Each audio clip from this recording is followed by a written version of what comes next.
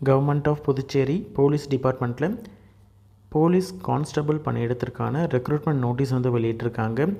Direct recruitment நேரடி நியமனம் மூலமாக இந்த வேக்கன்சிஸை வந்து ஃபில் பண்ணுறாங்க. எலிஜிபிள் இந்தியன் சிட்டிசன் யார் வேணாலும் அப்ளை பண்ணலாம்.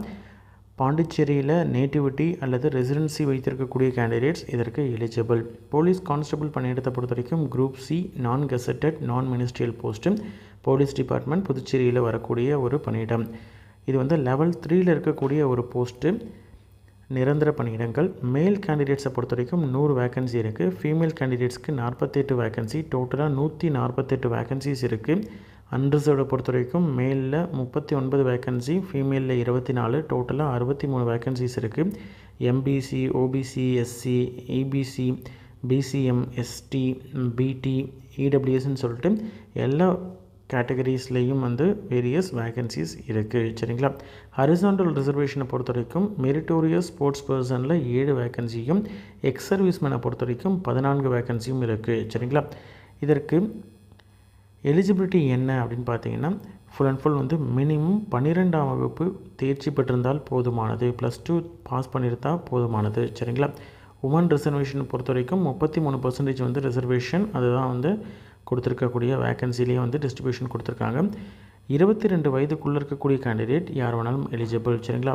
இதற்கான கட் ஆஃப் டேட் வந்து 12/9/2025. Maximum age limit 22. இது கூட ப்ளஸ் ஏஜ் ரிலாக்ஸேஷன் வந்து கேட்டகரி கேண்டிடேட்ஸ்க்கு உண்டு.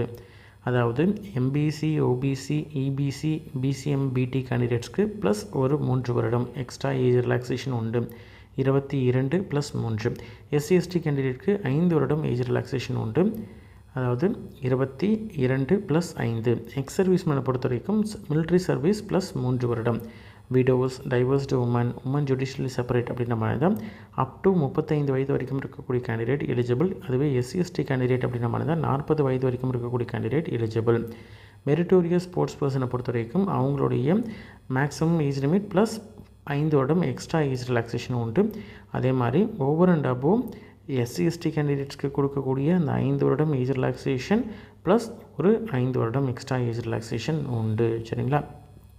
நேட்டிவிட்டியை பொறுத்த வரைக்கும் லாஸ்ட்டு 5 வருடம், அதாவது முந்தைய 5 வருடம் வந்து பாண்டிச்சேரியில் அவங்க ரெசிடென்சி கண்டினியூஸாக இங்கே தங்கியிருக்கக்கூடிய கேண்டிடேட்ஸ் அவங்க மட்டும்தான் எலிஜிபிள். சரிங்களா. நேட்டிவிட்டி சர்டிஃபிகேட் வந்து சர்டிஃபிகேட் வெரிஃபிகேஷன் அப்போது மினிமம் டெப்டி தாசில்தார் லெவலுக்கு மேலே இருக்கக்கூடிய அதிகாரிகிட்ட வாங்கின சர்டிஃபிகேட்டை ப்ரொடியூஸ் பண்ணணும். கம்யூனிட்டி சர்டிஃபிகேட்டை பொறுத்த வரைக்கும் ப்ராப்பரான சர்டிஃபிகேட் வச்சுருக்கக்கூடிய கேண்டிடேட் மட்டும்தான் அந்தந்த கேட்டகரிக்கு எலிஜிபிள். இடபிள்யூஎஸ் கேண்டிடேட் பொறுத்த வரைக்கும் எக்கனாமிக்லி வீக்கர் செக்ஷனுக்கு இன்கம் அண்ட் அசஸ் சர்டிஃபிகேட் வந்து கண்டிப்பாக வச்சுருக்கணும். எக்ஸ் சர்வீஸ்மேனை பொறுத்த வரைக்கும் ப்ராப்பரான சர்வீஸ் சர்டிஃபிகேட்ஸும் டிஸ்சார்ஜ் சர்டிஃபிகேட் இது எல்லாமே கரெக்டாக கொடுக்கணும். அதை எல்லாம் ப்ரொடியூஸ் பண்ணால் மட்டும்தான் அவங்களும் அந்த ஏஜ் ரிலாக்ஸேஷனாக இருக்கட்டும் அல்லது அந்த ரிசர்வேஷனுக்கும் எலிஜிபிள். சரிங்களா. என்ன கேட்டகரிஸ்க்கு நீங்கள் அப்ளை பண்ணுறீங்களோ அதற்கான கரஸ்பாண்டிங் டாக்குமெண்ட்ஸ் எல்லாமே கரெக்டாக வச்சுருந்தால் மட்டும்தான் அந்த கேட்டகரிக்கு எலிஜிபிள். செலெக்ஷன் எப்படி இருக்கும் ரெக்ரூட்மெண்ட் அப்படின்னு பார்த்தீங்கன்னா, ஃபஸ்ட்டு பாண்டிச்சேரி போலீஸ் டிபார்ட்மெண்ட்டை பொறுத்த வரைக்கும் ஃபஸ்ட்டு ஃபிசிக்கல் ஸ்டாண்டர்ட் இருக்கும். அதாவது மென் அப்படின்ற மாதிரி இருந்தால் 165 சென்டிமீட்டருக்கு குறைவு இல்லாமல் இருக்கணும் ஹைட்டு. உமன் அப்படின்ற மாதிரி தான் 154 சென்டிமீட்டருக்கு குறைவு இல்லாமல் இருக்கணும். செஸ்ட் எக்ஸ்பென்ஷன் வந்து 81 to 86 சென்டிமீட்டர் இருக்கணும். மினிமம் எக்ஸ்பென்ஷன் வந்து 5 சென்டிமீட்டர்ஸ் வந்து மென்க்கு இருக்கணும். வெயிட்டை பொறுத்த வரைக்கும் பிஎம்ஐ அதாவது பாடி மாஸ் இன்டெக்ஸ் வந்து 18.50லேருந்து 29.9 kg/m² இருக்கணும் மென்னுக்கு. உமனுக்கு வந்து மினிமம் 45 kgக்குள்ளே அதற்கு மேலே வந்து கண்டிப்பாக இருக்கணும். சரிங்களா. Minimum 45 kg. ஃபிசிக்கல் எஃபிஷியன்சி டெஸ்ட்டை பொறுத்த வரைக்கும் நெக்ஸ்ட்டு அதாவது ஃபிசிக்கல் மெஷர்மெண்ட்ஸ், அதாவது உங்களோட ஹைட்டு, வெயிட்டு, செஸ்ட் இதை ஃபஸ்ட்டு மெஷர் பண்ணுவாங்க. அதில் எலிஜிபிளாக இருக்கீங்க அப்படின்ற மாதிரி தான் ஃபிசிக்கல் எஃபிஷியன்சி டெஸ்ட் இருக்கும். அதாவது மென்னுக்கு வந்து மினிமம் வந்து 800 மீட்டரை வந்து 20 நிமிஷம் 50 செகண்ட்குள்ளே நீங்கள் வந்து க்ராஸ் பண்ணணும். லாங் ஜம்பை பொறுத்த வரைக்கும் 3.80 மீட்டர் ஜம்ப் பண்ணுற மாதிரி இருக்கும். ஹை ஜம்பை பொறுத்த வரைக்கும் 1.20 மீட்டர் ஜம்ப் பண்ணுற மாதிரி இருக்கும். 100 மீட்டர் ரன்னை வந்து 15 செகண்டில் ஃபினிஷ் பண்ணணும். அதுவே உமன் கேண்டிடேட் அப்படின்ற மாதிரி தான் 200 மீட்டர் ரன்னை வந்து 45 செகண்ட்லேயும், லாங் ஜம்ப் வந்து 2.75 மீட்டர்லேயும், ஹை ஜம்பை பொறுத்த வரைக்கும் 0.9 மீட்டரில் நீங்கள் வந்து முடிக்கணும். இதில் இருக்கக்கூடிய ஈவெண்ட்ஸ் எல்லாமே கம்பல்சரி. அதை 2 ஸ்டேஜையும் நீங்கள் வந்து அதாவது ஃபிசிக்கல் ஸ்டாண்டர்டும் சரி, ஃபிசிக்கல் எஃபிஷியன்சியும் சரி 1 by 1 நீங்கள் கிளியர் பண்ணால் மட்டும்தான் வந்து நீங்கள் அடுத்த ஸ்டேஜ் அதாவது ரிட்டன் எக்ஸாமுக்கு எலிஜிபிள். உங்களுக்கு லாங் ஜம்புக்கும் சரி, ஹை ஜம்புக்கும் சரி 3 சான்சஸ் கொடுப்பாங்க. அதுவே வந்து எக்ஸ் சர்வீஸ்மேனுக்கு வந்து எந்த விதமான ஃபிசிக்கல் எஃபிஷியன்சி டெஸ்ட்டும் கிடையாது. டைரெக்டாக அவங்க வந்து ஃபிசிக்கல் ஸ்டாண்டர்ட் மட்டும் டெஸ்ட் பண்ணிவிட்டு டைரெக்டாக ரிட்டன் எக்ஸாம் வந்து அட்டன் பண்ணலாம். சரிங்களா? அப்பீல்னால் வந்து அன்றைக்கே நீங்கள் சேம் டேலேயே நீங்கள் வந்து அப்பீல் போகலாம். கமிட்டி என்ன டிசைட் பண்ணுறாங்களோ அதுதான் வந்து ஃபைனல். ரிட்டன் எக்ஸாமை பொறுத்த வரைக்கும் 12ஆம் வகுப்பு தரத்தில் ஸ்டாண்டர்டில் வந்து அப்ஜெக்டிவ் டைப்பில் உங்களுக்கு இருக்கும் 2 பார்ட் இருக்கும். உங்களுடைய பேப்பர் வந்து பேப்பர் 1 பேப்பர் 2 2 பார்ட் இருக்கும். 2 பார்ட்டுமே ஒவ்வொரு பார்ட்டுமே 2 மணி நேரம் 2 மணி நேரம் எக்ஸாம் இருக்கும். என்ன பார்ட் பேப்பர் 1ல் பொறுத்த வரைக்கும் உங்களுக்கு வந்து 2 மணி நேரம் சொன்னோம் இல்லையா, 100 கொஷின் இருக்கும், 100 மதிப்பெண். என்னென்ன இருக்குன்னு பார்த்தீங்கன்னா general intelligence, reasoning, quantitative apps, current affairs, Indian polity, general studies, general science, English language and grammar, comprehension, computer knowledge. இது எல்லாமே வந்து 2 மணி நேரத்துக்கு 100 கொஷின் 100 மதிப்பெண். பேப்பர் 2 பொறுத்த வரைக்கும் physics, chemistry, maths, statistics, biology and human physiology, அதே மாதிரி commerce, economics, geography, social science, Indian history, world history, Indian polity, constitution of India, freedom struggle, இது எல்லாத்துலேருந்து 100 கொஷின் 100 மதிப்பெண். 2 மணி நேரம் உங்களுக்கு எக்ஸாம் நடக்கும். நெகட்டிவ் மார்க்ஸ் உண்டு. ஒவ்வொரு தப்பான ஆன்சருக்கும் 0.25 மார்க்ஸ் வந்து மைனஸ் ஆகும். நீங்கள் வரும்பொழுது கொஷின்ஸ் வந்து இங்கிலீஷ் லாங்குவேஜில், அதாவது கொஷின் பேப்பரை பொறுத்த வரைக்கும் இங்கிலீஷில் இருக்கும். ரீஜனல் லாங்குவேஜ் தமிழ், தெலுங்கு, மலையாளம் இதையும் இருக்கும். நீங்கள் வந்து அதாவது சூஸ் பண்ணும் பொழுதே ப்ரிஃபரன்ஸ் வந்து கொடுத்துடணும். தமிழ் எழுத போகிறீங்களா, இங்கிலீஷ் கம்பல்சரி இருக்கும், தமிழ் வேணுமா, தெலுங்கு வேணுமா, மலையாளம் வேணுமா அப்படின்றத நீங்கள் வந்து கிளியராக கொடுத்துடணும். சரிங்களா? அதே மாதிரி ஏன் அப்படின்னு பார்த்தீங்கன்னா யானம், மாஹே எல்லாமே பாண்டிச்சேரி கவர்மெண்ட் கீழே வரதுனால இந்த பாண்டிச்சேரி கவர்மெண்ட் போஸ்ட்டுக்கு யானம் கேண்டிடேட்ஸும் எலிஜிபிள், மாஹே கேண்டிடேட்ஸும் எலிஜிபிள் அப்படின்றதுனாலையும் புதுச்சேரி கேண்டிடேட்ஸும் எலிஜிபிள்ன்றதுனால தமிழ், தெலுங்கு, மலையாளம் வந்து இருக்குது. சரிங்களா? அதே மாதிரி உங்களுக்கு இங்கிலீஷில் தான் வந்து டிரான்ஸ்லேஷன் வந்து பண்ணி கொடுப்பாங்க. அந்த கொஷின்ஸ் எல்லாம் இங்கிலீஷோடைய இது தான் வந்து ஃபைனல். அதே மாதிரி பிளாக் பால் பாயிண்ட் பென் வந்து யூஸ் பண்ணி அதில் ஷேட் பண்ண புக்லெட்டில், கொஷின் புக்லெட்லேயும் அதனுடைய ஆன்சர் புக்லெட்லேயும் நீங்கள் வந்து கார்பன் காப்பி வந்து கொடுத்துருப்பாங்க. அந்த கார்பன் காப்பியை நீங்கள் எடுத்துகிட்டு வரலாம். ஏன்னா அதை வச்சு நீங்கள் வந்து எவ்வளோ அட்டன் பண்ணியிருக்கீங்க, எல்லாம் கரெக்டாக இல்லையா அப்படின்றத நீங்கள் ஆன்சர் கீயை வச்சு க்ராஸ் செக் பண்ணுறதுக்கு ஈஸியாக இருக்கும். சரிங்களா?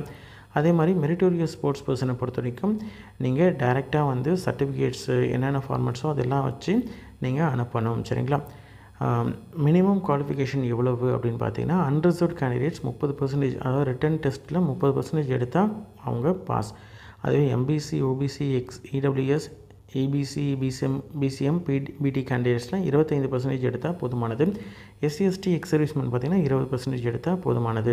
recruitment.py.gov.in வெப்சைட்டில் தான் வந்து உங்களுக்கு எல்லா விதமான இந்த எக்ஸாமினேஷன் ப்ராசஸ் எல்லாமே அதில் தான் மென்ஷன் பண்ணுவாங்க. அதனால் நீங்கள் ரெகுலராக அதை வந்து செக் பண்ணிட்டே இருக்கணும். இந்த ஸ்டேஜஸ் எல்லாத்தையும் கிளியர் பண்ணதுக்கப்புறம், அதாவது ரிட்டன் எக்ஸாம் வரைக்கும் கிளியர் பண்ணிட்டீங்க அப்படின்ற மாதிரி தான் அடுத்தது மெடிக்கல் எக்ஸாமினேஷன் நடக்கும். உங்களுக்கு வந்து விஷன், ஐசைட் எப்படி, அதே மாதிரி ஹியரிங் எப்படி, உங்களுக்கு ஏதாவது டிசீஸ் இருக்கா, ஆப்ரேஷன் ஏதாவது பண்ணியிருக்கீங்களா என்ன அப்படின்னு சொல்லிட்டு எல்லாத்தையும் நீங்கள் வந்து இது பண்ணுவாங்க. அதெல்லாம் வந்து எக்ஸாமின் பண்ணுவாங்க. எல்லாம் முடித்ததுக்கப்புறம் உங்களுக்கு வந்து மெரிட் லிஸ்ட் ப்ரிப்பேர் பண்ணுவாங்க. அதுக்கப்புறம் உங்களுக்கு செலெக்ஷன் இருக்கும். ஓகேங்களா? எல்லா விதமான டெஸ்ட்டாக இருக்கட்டும், ஃபிசிக்கல் டெஸ்ட்டாக இருக்கட்டும், எஃபிஷியன்சி டெஸ்ட்டாக இருக்கட்டும், சர்டிஃபிகேட் வெரிஃபிகேஷன், மெடிக்கல் எக்ஸாமினேஷன் எல்லாமே புதுச்சேரியில் தான் நடக்கும். ரிட்டன் எக்ஸாமும் புதுச்சேரியில் தான் நடக்கும். சரிங்களா? எக்ஸாக்டான டேட்டு, எக்ஸாம் டேட்டாக இருக்கட்டும், அதற்கான சர்டிஃபிகேட் வெரிஃபிகேஷன், இந்த எல்லா டீட்டெயில்ஸும் வந்து recruitment.py.gov.in அப்படின்ற இந்த வெப்சைட்டில் தான் வந்து போடுவாங்க. சரிங்களா? செலக்ட் ஆகக்கூடிய கேண்டிடேட்க்கு 2 வருடம் வந்து ட்ரைனிங் இருக்கும். ரெக்ரூட்மெண்ட் ரூல்ஸ் படி வந்து பேசிக் ட்ரைனிங் 1 இயர் இருக்கும். அதுக்கப்புறம் 1 இயர் இன்னொரு ட்ரைனிங் வந்து கம்ப்ளீட் பண்ணுற மாதிரி இருக்கும். சரிங்களா? இதற்கு ஆன்லைனில் தான் அப்ளை பண்ண முடியும். அப்ளை பண்ணுறதற்கான வெப்சைட் recruitment.py.gov.in. அப்ளை பண்ணுறதற்கான கடைசி நாள் 12/9/2025 மாலை 3 மணி வரைக்கும் அப்ளை பண்ணலாம். நீங்கள் மொபைல் நம்பரு, அதே மாதிரி உங்களுடைய பேசிக்கான details, name, father's name, date of birth, இந்த மாதிரியான பேசிக் டீட்டெயில்ஸ் எல்லாத்தையும் கொடுத்து நீங்கள் வந்து அப்ளை பண்ணலாம். ஆன்லைனில் அப்ளை பண்ண உடனே யூசர் நேம், பாஸ்வேர்ட் வரும், எஸ்எம்எஸ் மூலியமாகவும் வரும். சரிங்களா? அதை நீங்கள் ப்ராப்பராக சேவ் பண்ணி வச்சுக்கிட்டு நீங்கள் அதுக்கப்புறம் ஃபர்தராக வந்து எல்லாத்தையும் நீங்கள் கேட்கக்கூடிய டீட்டெயில்ஸ் எல்லாத்தையும் 1 by 1 அப்ளை பண்ணணும். ஒன்ஸ் நீங்கள் அப்ளை பண்ணி ஃபோட்டோ சிக்னேச்சர் இந்த மாதிரி என்னென்ன கேட்குதோ அது எல்லாத்தையும் நீங்கள் வந்து அப்லோட் பண்ணணும். இதெல்லாம் முடித்ததுக்கப்புறம் நீங்கள் வந்து ப்ரிவ்யூ பார்த்துக்கலாம். அதாவது நீங்கள் கரெக்டாக ஃபில் பண்ணியிருக்கீங்களா அப்படின்றத பார்த்துட்டு செக் பண்ணிவிட்டு அப்ளிகேஷனை வந்து ஜென்ரேட் பண்ணலாம். அந்த அப்ளிகேஷனை பிரிண்ட் அவுட் எடுத்து வச்சுக்கோங்க. சென்ட் பண்ண தேவையில்லை, உங்களுக்கு ஃப்யூச்சரில் தேவைப்படும். சரிங்களா? அதே மாதிரி மெரிட்டோரியஸ் ஸ்போர்ட்ஸ் பர்சனை பொறுத்த வரைக்கும் செல்ஃப் அட்டஸ்டட் காப்பீஸ் எல்லாத்தையும் நீங்கள் எந்த அட்ரஸ்க்கு அனுப்பணும்னு பார்த்தீங்கன்னா, இதில் மேலேயே வந்து கவர் மேலே application for direct recruitment to the post of police constable under MSP category அப்படின்னு சொல்லிட்டு மென்ஷன் பண்ணணும்.